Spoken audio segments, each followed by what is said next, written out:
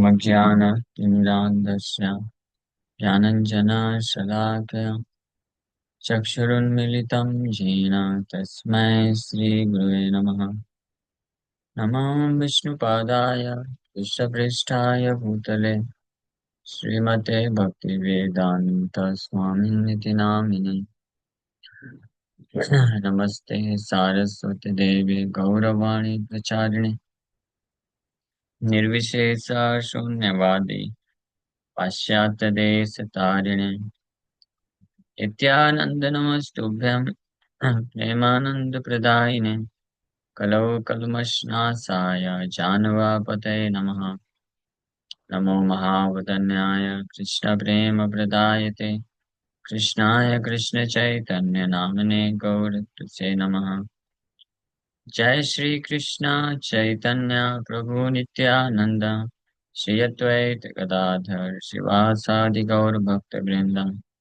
हरे कृष्णा कृष्णा कृष्णा हरे हरे हरे राम राम राम हरे हरे। हरे कृष्ण। सब सभी भक्तों का हार्दिक स्वागत है आज के गौर कथा में फ्रॉम श्री चैतन्य चरितमृत आदि लीला चैप्टर 17। 17वां अध्याय है भगवान श्री चैतन्य महाप्रभु की यूथफुल पास टाइम्स। श्री चैतन्य महाप्रभु शुक्लांबर ब्रह्मचारी को हरे नाम है केवलम इस श्लोक पे व्याख्या करते हैं। हाँ, तो हम लोग यहाँ तक चर्चा किया। अन्यथा ये माने तार नाही का निस्तार नाही नाही नाही ये तीन ये वकार। So this verse clearly states that anyone who accepts any other path cannot be delivered. This is the reason for the triple repetition, nothing else, nothing else, nothing else, which emphasizes the real process of self-realization. इस श्लोक में स्पष्ट ये बताया गया है कि जो अन्य किसी मार्ग को स्वीकार करेगा तो नाहि का विस्तार उसका उद्धार नहीं हो सकता है। इसलिए यहाँ पे 3 बार नास्ति नास्ति नास्ति बोला गया है। अब the only process of this age हरे नाम एव केवलम। हरे नाम एव केवलम, हरिनाम का आश्रय लेना ही एकमात्र विधि है, प्रामाणिक विधि है इस युग में विस्तार पाने की। इसको कन्विंस करने के बाद श्री चैतन्य महाप्रभु अब इस प्रोसेस को कैसे करना होता है, क्या तरीका है, इनसे जो हरिनाम साधन है इसको करने का प्रोसेस क्या है। भाव से त्रिना है ते नीचा है यहाँ सदा लबे नाम आपनी निरभिमानी अन्य बेमान। To chant the holy name always, one should be humbler than the grass in the street and devoid of all desire for personal honor, but one should offer others all respectful obeisances. हालांकि इस युग का process है हरिनाम का आश्रय लेना, हरिनाम जप करना, इसी से परम सिद्धि की प्राप्ति होती है। बट कौन व्यक्ति ये कर सकता है, हरिनाम का आश्रय कौन व्यक्ति ले सकता है, कौन इस प्रोसेस को, इस साधन को फॉलो कर पाएगा, और उसका क्वालिफिकेशन महाप्रभु बता रहे हैं। प्रोसेस क्या है? To chant the holy name always, हमेशा हरिनाम जप करना, यह है प्रोसेस। कीर्तनिया सदा हरि, हरे नाम एवं केवलम। ये इंडिकेट करता है कि द ओनली प्रोसेस इज हरिनाम, हमें केवल हरिनाम ही प्रोसेस है। मीन्स हमेशा सुबह दोपहर शाम खाते बैठते जागते सोते हरिनाम का आश्रय लेना चाहिए। सो लेकिन ये सदा कीर्तनीय सदा हरि ये कौन कर सकता है? तो इसके लिए महाप्रभु क्वालिफिकेशन बता रहे हैं। इतृणादपि सुनिचेन तरोरिव सहिष्णुना अमानि न मान देन कीर्तनीय सदा हरि। जो घास के तिनके से भी ज्यादा विनम्र हो जाएगा और अपने खुद के मान की चिंता ना करेगा, नहीं करते हुए बाकी अन्य सभी को सम्मान देगा, ऐसा व्यक्ति हरिनाम निरंतर ले सकता है। ये पहला चीज। दूसरा, तरु सम सहिष्णुता वैष्णव करिबे, भत्सन ताडने काके किछु न बलिबे। A devotee engaged in chanting the holy name of the Lord should practice forbearance like that of a tree. Even if rebuked or chastised, he should not say anything to others to retaliate. So ऐसा भक्त जो निरंतर हरिनाम जप करने में लगा है, उसका दूसरा क्वालिफिकेशन बताइए। निरंतर हरिनाम लेने के लिए क्वालिफिकेशन है कि वो बहुत विनम्र होना चाहिए और अन्य को सम्मान देना चाहिए, खुद सम्मान की इच्छा नहीं करना चाहिए। तो ये करेगा तो निरंतर नाम ले पाएगा। निरंतर नाम लेते रहने के लिए, in order to continue chanting the holy name always, उसको नाम लेते वक्त भी ये सहनशील होना पड़ेगा। कितना सहनशील? वृक्ष के समान सहनशील। कि अगर कोई उसको डांट दे, उल्टा सीधा बोल दे, गलती ना होने पे भी दोष दे दे, फिर भी उसको कुछ नहीं बोलना चाहिए, रिटेलिएट नहीं करना चाहिए। हाँ, गुस्सा नहीं प्रकट करना चाहिए, बस सुन करके सहन कर लेना चाहिए। जैसे उदाहरण दिए इसलिए महाप्रभु वृक्ष का। वृक्ष का क्या क्वालिफिकेशन है? काटिलेह तरु जेना किछु न बुलाए, सुकाइया मरे तबु जल न मागाए।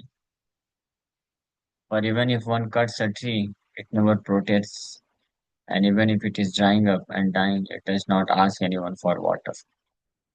क्योंकि अगर वृक्ष की सहनशीलता कैसी है कि अगर उसको काटने भी कोई आएगा, फिर भी वो प्रोटेस्ट नहीं करता है, मना नहीं करता है। और अगर सूख भी जाएगा, मरने की स्थिति भी आ जाएगी, तब भी किसी व्यक्ति, जाते हुए व्यक्ति को नहीं बोलेगा, अरे मेरे जड़ में कुछ पानी तो दे दो, मैं सूख रहा हूँ, मर रहा हूँ, देख नहीं रहे हो पत्ते झड़ गए। ऐसा नहीं बोलेगा। इसको बोलते हैं सहनशीलता, इसलिए वृक्ष का उदाहरण दिया गया है। So this practice of forbearance तरुव सहिष्णुना is very difficult. Gopal ji लिख रहे हैं ये अत्यंत कठिन है। तरुव सहिष्णुना, सहन कर। But when one actually engages in chanting the Hare Krishna mantra, the quality of forbearance automatically develops. लेकिन जब कोई वास्तव में हरे कृष्ण महामंत्र को जप करने में अपने आप को एंगेज करता है निरंतर, तो ये गुण भी धीरे धीरे विकसित होने लग जाता है, अपने आप स्वाभाविक रूप से। इसलिए a person advanced in spiritual consciousness through the chanting of the Hare Krishna mantra need not practice to develop it separately.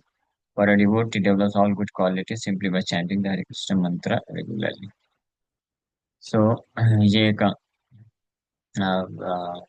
क्या बोलते हैं, मेथड है, ऑटोमेटिक रिजल्ट, कि जो हरिनाम जप करता है तो ऑटोमेटिकली नाम हरिनाम जप करने से ये सारे गुण, प्रेरणादपि सुनी छेना, विनम्रता, सहनशीलता, मान की इच्छा खत्म हो जाना, अन्य को मान देना, ये विकसित हो जाता है। और जिसके अंदर ये चारों गुण होते हैं तो वो और निरंतर नाम ले पाता है। तो जिसके अंदर नहीं है तो इनको अलग से ये गुण विकसित करने की आवश्यकता नहीं है। वो हरे कृष्ण महामंत्र जप करता रहेगा तो धीरे धीरे ये गुण भी विकसित होते हैं, क्योंकि ये जो गुण है बताए गए हैं ये स्वाभाविक गुण है किसी भी जीवात्मा के या वैष्णव के हृदय में। तो नाम जप करने के बल पे जैसे जैसे चेतो दर्पण मार्जनम, हृदय का शुद्धिकरण होता जाता है, हृदय के शुद्धिकरण के प्रभाव से ऑटोमेटिकली ये रिजल्ट होता है कि व्यक्ति का हृदय शुद्ध होता है, और वो ये सारे गुणों को विकसित करने लग जाता है। मतलब ये सारे गुण प्रकट होने लग जाते हैं। ये सारे गुण ऑलरेडी हैं, बट ये अपने आप प्रकट होने लग जाते हैं जब कोई नाम जप करता है हृदय का शुद्धिकरण हो जाए। इसलिए बोला जा रहा है। क्या बोला? हाँ। So, for a devotee develops all good qualities simply by chanting Hare Krishna mantra regularly. एमत वैष्णव कार्य किच्छु न मागिब अयाचित वृत्ति किंवा साकफल भैवा. Thus, Vaishnava should not ask anything from anyone else. If someone gives him something without being asked, he should accept it. But if nothing comes, a Vaishnava should be satisfied to eat whatever vegetables and fruits are easily available. इसलिए मत वैष्णव कार्य किच्छु न मांगेगा. इसलिए एक वैष्णव को चाहिए कि वो किसी से कुछ मांगे नहीं. अयाचित वृत्ति किम वा साक फल खाइबा. तो बेस्ट है अयाचित वृत्ति, profession of not asking for anything. ये करना चाहिए. ये बेस्ट है. अगर कोई इस स्टेज में रहता है तो वो चौबीसों घंटे नाम ले सकता है. लेकिन अगर ये पॉसिबल नहीं है, जैसे हमारे लिए तो ये पॉसिबल नहीं है अयाचित वृत्ति. अयाचित वृत्ति मतलब केवल भगवान के सेवा में स्मरण में नाम जपने लगा है. कोई अगर कुछ ला के खिला दिया तो खा लेगा, और नहीं है तो नहीं खाएगा. इसको अयाचित वृत्ति या जागर वृत्ति बोलते हैं. सो जितने भी प्रकार के तरीके हैं अपना पालन पोषण करने का, तो उसमें से बेस्ट मेथड ये है, बेस्ट प्रोफेशन है the profession of not asking for anything, अयाचित वृत्ति. फिर इससे सेकंड बेस्ट होता है कि आ, आ, याचित वृत्ति, मांग के खा ले. भीख भीख मांग के, भिक्षा मांग के खा ले. फिर इससे बेटर होता है कि बिजनेस कर ले कुछ. फिर उससे बेटर होता है, नहीं उससे बेटर है कि फिर वो रूल करे, टैक्स. क्षत्रिय वृत्ति, फिर वैश्य वृत्ति, फिर शूद्र वृत्ति, job. Job is the last option.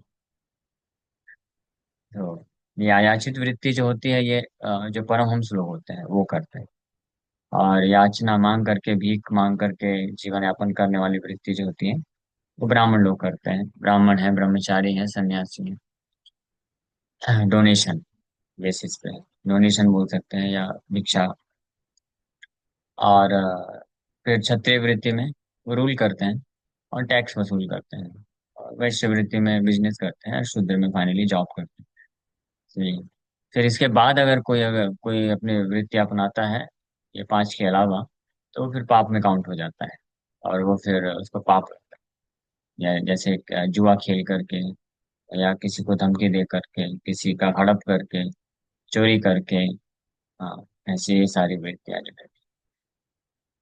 तो महाप्रभु बोल रहे हैं कि वैष्णव को कम से कम ये आयासित वृत्ति होनी चाहिए. बट अगर ये नहीं है तो ठीक है, कर्म के अनुसार जो मिल जाए उसी को प्राप्त करके, मतलब मेहनत करके इजिली, थोड़ा मेहनत करके जो अपने आप मिल जाता है कर्म अनुसार, उसी से सेटिस्फाइड रहना चाहिए, संतुष्ट रहना चाहिए. उससे से अपने में अपना तथा परिवार वालों का पालन पोषण करके भगवान की भक्ति में आगे बढ़ना चाहिए. So that is also a good thing. सदा नाम लाइब यथा लाभेते संतोष एत आचार करे भक्ति धर्म पुरुष. So must we strictly follow the principle of always chanting the holy name. सदा नाम लैब यथा लाभेते संतोष. And one should be satisfied with whatever he gets easily. तो हमेशा निरंतर नाम जप करना चाहिए, और केवल उतने से ही संतुष्ट रहना चाहिए जो आसानी से मिल जाए. So such devotional behavior solidly maintains one's devotional service. तो इस प्रकार का भक्ति में जो व्यवहार होता है, व्यक्ति को बड़े सॉलिड तरीके से भगवान की सेवा में, भक्ति में मेंटेन करके रखता है. Means ideal condition for one who wants to always chant the holy name, कि उसको अपने कर्म के अनुसार जो मिल जाता है इजीली, इजीली मतलब जितना भी थोड़ा बिजनेस करके या जॉब करके या भिक्षा मांग के मिल जाता है, तो उसी से संतुष्ट रहना चाहिए। हाँ, बहुत हैंकरिंग नहीं होना चाहिए कि पड़ोस वाला या मेरा फलाना ऐसा संबंधी सगा संबंधी है, या डिवोटी सर्कल में वो देखो वो भी डिवोटी है, उसके पास वो भी इतना पैसा इकट्ठा कर लिया है, आज आराम से रह रहा है और अच्छे से भजन कर रहा है। और मेरे पास कुछ नहीं है इसलिए मैं देखो परेशानी में, इसलिए भजन भी नहीं हो रहा है। तो ऐसा नहीं, यानी संतुष्ट नहीं। हाँ, वो सामने वाला भी कोई भक्त हो सकता है जो 6 7 8 घंटे काम करके करोड़ों कमाता है, और वो भी रह के नाम जप कर रहा है अच्छे से। और हो सकता है आप 6 7 8 घंटे काम करके थोड़ा ही कमा पाते हैं, जिससे बस पालन पोषण हो रहा है किसी तरीके से, तो उतना ही करना चाहिए। हाँ, ये कहने का यहाँ पे अर्थ है। बहुत ज्यादा हैंकरिंग नहीं होना चाहिए। अगर बहुत हैंकरिंग है कि व्यक्ति को 12 घंटे 15 घंटे 18 घंटे काम करना पड़ रहा है, तो इसका मतलब वो संतुष्ट नहीं है। हाँ, उसके पास जो कर्म के अनुसार मिलता है उससे उसको संतुष्टि नहीं हो रही है, और इसलिए उसको बहुत भाग दौड़ करना पड़ता है फिर, और फिर नाम जप नहीं कर पाएगा फिर, भगवान के नाम में फिर रुचि नहीं आएगी, फिर वो फंस जाएगा। तो मेन चीज ये है, इसलिए संतुष्टि बहुत जरूरी है वैष्णवों के लिए। संतुष्टि ब्राह्मण का भी सबसे महत्वपूर्ण गुण है, संतोष संतुष्टि, कि जो मिल गया अपने आप उससे संतुष्ट रहना चाहिए। और वैष्णव के लिए, वैष्णव के लिए तो सबसे ज्यादा महत्वपूर्ण है। तो he one should be satisfied with whatever he gets easily, आसानी से जो मिल जाए, आसानी से यानी कम प्रयास करने से, थोड़ा मेहनत करने से जो मिल जाए उतने से संतुष्ट रहना चाहिए। वैष्णव को हमेशा सोचना चाहिए कि मैं भूखा तो नहीं मर रहा हूँ ना, पेट तो पालन पोषण तो हो रहा है ना, और रात को सोने के लिए छत तो मिल गई है ना, बस। तो जब तक रात को सोने के लिए छत मिल रही है, खाने के लिए मिल रहा है, पहनने के लिए कपड़ा मिल रहा है, तो उसको फिर एक्स्ट्रा इंडेवर नहीं करना चाहिए, बाकी समय नाम जप करने में लगा देना चाहिए। क्योंकि समय का भरोसा नहीं है, वैष्णव जो होते हैं वो समझते हैं, जानते हैं कि समय का भरोसा नहीं है, कब समय खत्म चला हो जाए, हाथ से निकल जाए, मृत्यु कभी भी आ सकती है। तो क्या फायदा होगा, मैंने अगर जितना भी जीवन जिया उसमें केवल एक्स्ट्रा एक्स्ट्रा इंडेवर करके बहुत एकत्रित करने में लगा दिया, तो फायदा क्या हुआ। हाँ, लेकिन अगर कोई वैष्णव है जो कि कम इंडेवर करके अपना बस खाने को, रहने को, पहनने को कपड़े मिल जाते हैं, इतना कर लेता है और साथ में भजन कर लिया, तो उसको पछतावा नहीं होगा at the end of the day. मृत्यु के नजदीक पहुंचेगा तो पछताएगा नहीं, वो बोलेगा हाँ चलो मैंने दे दिया, अपना बेस्ट तो दिया भगवान कृष्ण की सेवा करने में। और जो ऐसा नहीं करेगा, केवल अपने आप को भौतिक रूप से और अच्छा, थोड़ा और अच्छा बना लो तो मुझे बस थोड़ा सा और अच्छा, थोड़ा सा और अच्छा, मुझे बहुत ज्यादा इच्छा नहीं है, बहुत पैसा नहीं चाहिए मुझे, बस 2 4 करोड़ रुपए होंगे तो क्या है, आज अपना खुद का घर हो जाएगा, गाड़ी हो जाएगी, और कुछ बैंक बैलेंस रहेगा तो चल जाएगा। ऐसा कुछ कुछ भक्त लोग ऐसा बोलते हैं। तो मेरे को एक भक्त बोल रहा था बस मुझे ज्यादा नहीं चाहिए, मुझे बस, मुझे बहुत अरबपति खरबपति नहीं बनना है, बस 5 6 2 4 5 6 करोड़ हो जाएगा तो उससे में मैं संतुष्ट रहूंगा। मैं बोला कोई दिक्कत नहीं है, 5 6 10 करोड़ क्या, 5 6 10 अरब भी हो जाएगा तो भी आप रख सकते हैं, वो मना नहीं किया जा रहा। हाँ, बात वो नहीं है, बात यह है कि आपके कर्म के अनुसार, आपकी परिस्थिति के अनुसार आप इजीली कितना कमा पा रहे हैं उतना कमाइए ना। अगर कोई भक्त है जो कम मेहनत करके और साथ में अपने भजन और सेवा पे फोकस भी कर पा रहा है, कम मेहनत करके भी करोड़ों कमा पा रहा है, तो कमाना चाहिए, कोई दिक्कत नहीं। वो कमा करके आप अच्छे से रहिए, अच्छे से भगवान के लिए मंदिर बनाइए, और भगवान के लिए सेवा करिए, भगवान के लिए खर्चा करिए, बहुत अच्छी बात है। लेकिन अगर कोई कम मेहनत करके थोड़ा कमा पा रहा है तो उतने में संतुष्ट रहना चाहिए उसको। तो मेन पॉइंट क्या है समझने के लिए, पैसा कम ज्यादा से मतलब नहीं है। ये मतलब है कि हम, हमारा मन भगवान के भजन में, सेवा में लगा है कि नहीं लगा है। हमारा जो समय है बहुत ज्यादा भौतिक प्रयास करने के लिए तो नहीं खत्म हो जा रहा है, अगर कोई 12 14 15 घंटे केवल काम के लिए देगा तो फिर भजन के लिए कहाँ समय मिलेगा। हाँ, क्योंकि 8 10 घंटे शरीर के लिए चला जाता है। अब 12 15 घंटे अगर काम जॉब धंधा के लिए दे दिया तो हो गए 24 घंटे खत्म हो गया। फिर कैसे वो कर पाएगा। इसीलिए ये बताया गया प्रिंसिपल कि संतुष्टि, one should be satisfied with whatever he gets easily. Of course ये सब प्रिंसिपल उनके लिए है, उन भक्तों के लिए है जिनका उद्देश्य है भौतिक संसार के बंधन से मुक्त होना और भगवान के शुद्ध भक्ति प्राप्त करना चाहते हैं, उनके लिए बोला जा रहा है। ठीक है। लेकिन जिनका उद्देश्य ऐसा नहीं है, जो चाहते हैं कि नहीं इस भौतिक संसार में ही रहना प्रभु जी, आराम आराम से करके आएंगे, कई कई जन्मों के बाद थोड़ा आएंगे हम, अभी हमको वो इच्छा नहीं है भगवान के धाम जाने की। भगवान के धाम इसी जन्म में जाने की जिनकी इच्छा नहीं है तो ठीक है, वो लोग फिर अपने हिसाब से कर सकते हैं। बहुत ज्यादा पैसे के पीछे, नाम के पीछे, सुविधा सुख सुविधा एकत्रित करने के पीछे जा भाग सकते हैं। ये तो फिर कल को मेरे को बोलेगा कोई, तो हमेशा बोलते रहते हैं पैसे मत कमाओ पैसे मत कमाओ। तो पूरा अधिकार है, स्वतंत्रता है।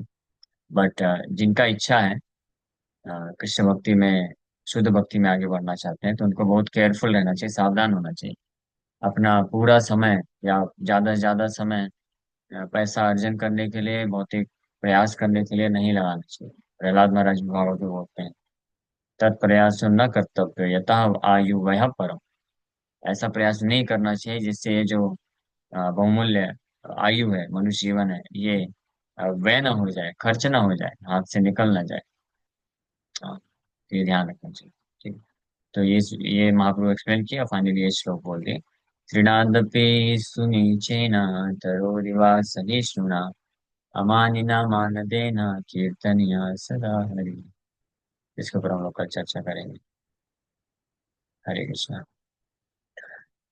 Thank you very much. किसी बात का कोई प्रश्न तो पूछ सकते हैं।